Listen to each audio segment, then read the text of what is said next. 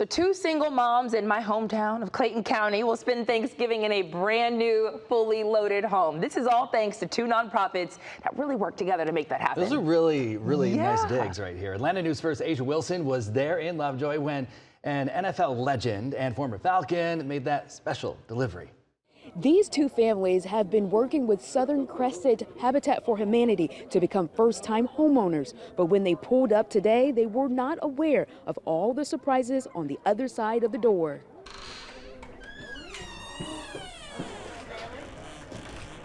Shocked and tears of joy as this single mother, Beverly Puckett, walks into her new fully furnished home for the first time. Puckett has been sharing a bedroom with her 6-year-old son at her parents' house. The donor behind the surprise is Warrick Dunn Charities. This is part of the former NFL star's Home for the Holidays program.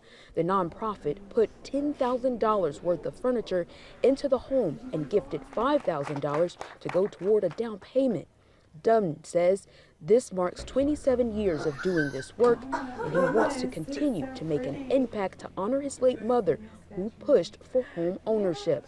And with Thanksgiving here this week, Puckett says this is a relief. It is the biggest blessing not to have to worry about literally anything this week. All I have to move is my clothes, and I can cook my Thanksgiving dinner here, and it's just been amazing. Most families go back into debt when they have to now, you're purchasing a home, but now you have to fully furnish it.